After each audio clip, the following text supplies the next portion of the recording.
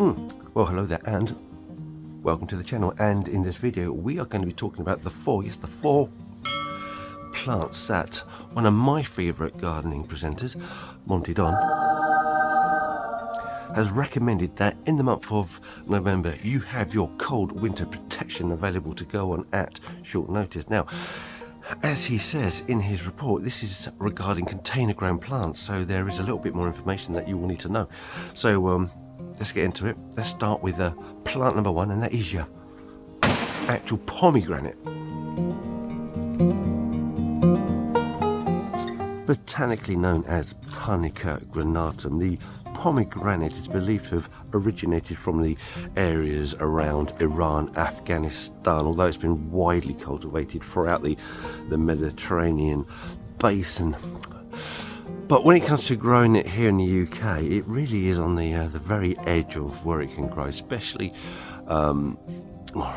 only really on like the mildest regions of the UK, like on the south coast, Scilly Isles, Southern Ireland, and you really wouldn't recommend growing it in the ground. Although there is a specimen in one of the walled gardens at Wisley, which it has been there a few years, but I've always found the pomegranate to be a bit of a struggle to grow, to get it looking any good in the UK. But people do grow it, and if you are going to grow it, then you can only really grow it in a pot, because at least then you can move it to full sun. You can give it the protection of a south-facing wall. Being in a pot, you know, it's going to be subject to air temperatures rather than soil temperatures, so it'll be warmer. So it will grow at its best in a pot, in a container, when growing it in the UK. So yes, absolutely. When it comes to November and the threat of early frost starts to rear their ugly heads, then you absolutely must get some cold protection in place, because one, decent drop in temperatures and they can drop a lot of their foliage, and they do struggle. They struggle to get the warmth in them to grow properly. So absolutely right, container grown pomegranate, definitely need to keep them outside in full sun in a shelter position throughout the year. And as soon as those cold nights start to come, yes, have your cold protection in place, such as a fleece bag or wrapped up in fleece, whatever you want to do. But really, I think as soon as temperatures start to drop below about 7 degrees Celsius, then you really want to bring that into either a unheated greenhouse or conservatory. And if you live further north in the country, then you might want to put that into a greenhouse where it's heated to about 5 degrees Celsius really. But be honest with you, I've never been happy with growing pomegranates in the UK. They never look as good as you can get them in mainland Europe. So that's that one.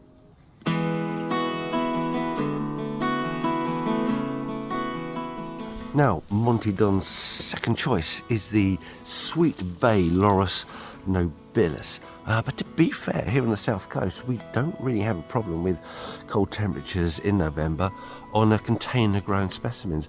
The only time that you probably would experience that is if you've pruned it back to shape, say about 6 weeks, 8 weeks previous, and you have that new growth coming through that's very soft. And if that is on your plant and the plant gets hit by a frost, then yes, they are going to be blackened and ruined and look terrible for the rest of the year. So you probably have to retrim that. So it's a waste of time doing that job in the first place. So long as you're shaping your bay trees at the right time, then cold temperatures in November shouldn't really be a problem. And let me just point out that if you're growing bay trees in the ground, they do tolerate colder temperatures much better. We don't really have a problem with them here, but yes, it's a Mediterranean plant, and if you are further north in the country where temperatures are much colder, where these cold snaps are much harder, then you probably will want to have that in place. So yes, container grown bay trees, it's a good policy to have some winter protection in place just in case you need to put it on. Here on the south coast, as long as you haven't been chopping it at the wrong time of year, you don't really need to worry about that.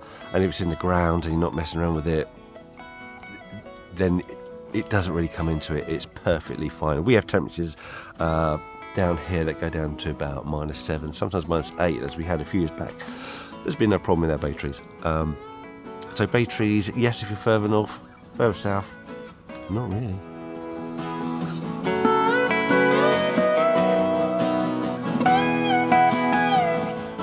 the third choice is the European olive, although its native habitat is around the Mediterranean basin, including North Africa. Now, it's surprisingly cold tolerant anyway, because although you associate it with the southern coast of Spain, you associate it a lot with Greece, you also find it growing in quite high altitudes in the mountainous regions where cold temperatures are rife. So it is quite tough when it comes to cold temperatures here in the UK. And again, plants grown in the ground are very, very resilient, will easily tolerate temperatures down to about -7, -8 degrees, no problem at all. The shame about olives is that when you do see them growing in the Mediterranean, they have these fantastic characteristic and architectural trunks and branch structures, but then when you grow them in the UK, it's just too nice for them, and they tend to grow a bit stretched, etiolated. You know, it's they grow well, but they don't look as good. So when it comes back to containerised plants and having some protection ready, again, yes, I agree with that. Mostly because these container-grown olive trees, they just don't look very good. They're either kept too wet, they're kept too dry. They tend to be, the pots tend to be very small when you get quite a large plant in it. So it's a challenge for the plant, so it weakens the plant. So of course, if you've got a lot of new growth, extended growth, because you've been pruning it back to shape, because let's be honest with you, they do tend to look better trained. You often see them growing as a cloud tree, which I do like, which I think is a far more ornamental attempt to grow it than just allowing it to produce its natural shape, because the natural shape in the UK is very open, wispy, a bit messy. So container grown plants, they are weaker, have your protection ready, but as a regular plant growing in the ground, it's tough as our boots, don't need to do it. Olives.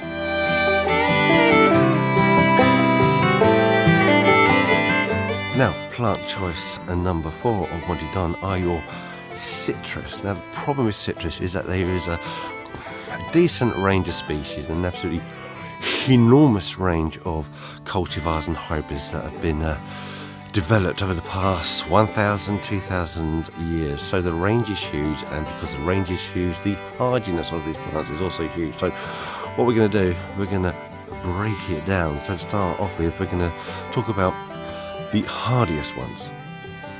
Satsumas, mandarins, clementines, calamondins.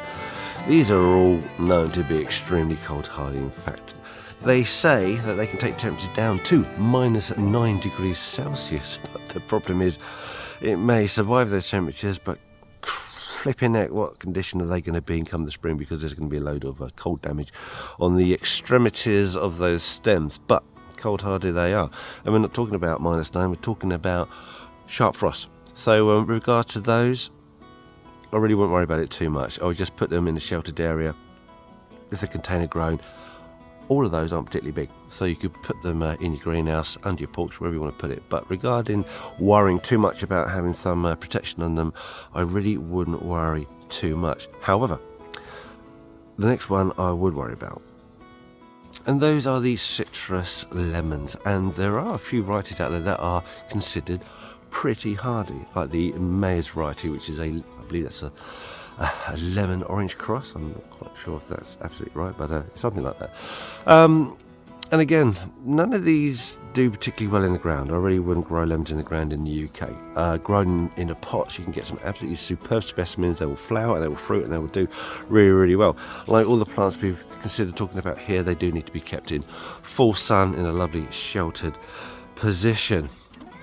But the lemons, again, they're pretty tough.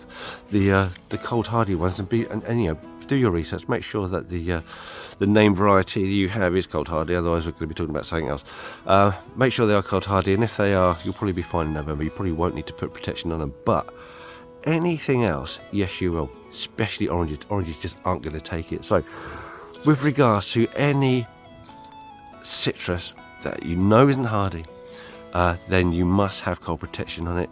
And anything that's quite tender, because there are a lot of tender citrus varieties, then absolutely, Monty Don, you are spot on. You must have your cold protection in place at a moment's notice in case you get a sudden sharp frost.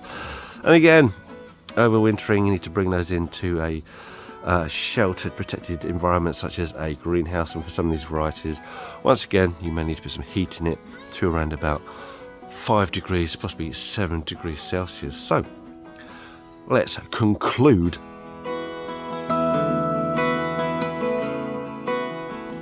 Pomegranates and citrus, other than the ones you absolutely know are bulletproof hardy, I would bring them in really once temperatures start to dip below about 7 degrees Celsius. It really isn't worth taking the risk. So that's them dealt with. Olives and bay trees on the south coast of the UK, you don't need to really worry about that too much, but certainly in the middle of the country further north, then yes, you will need to put that protection in place. Anyway, if you disagree with me or have anything else you'd like to add, you're more than welcome to. Just put those in the comment section. We would love to hear from you. And before I go, I have just one last thing that I would like to say from me to you, a message from me from the past when the weather was so nice. See you. Right, now, just before you go, if you want to see more content, more behind the scenes stuff, and images that I've taken of some weird freaky plants over the years, then you're in luck, because we've created an Instagram page. So you can find the link in our description, you can find the link on our main page, and if I'm clever enough, I might be able to get a link somewhere up there. Anyway, thank you for watching, and if you want to see more YouTube stuff, then check out this video here. That's quite a good one. And if it doesn't float your boat, then another one right there.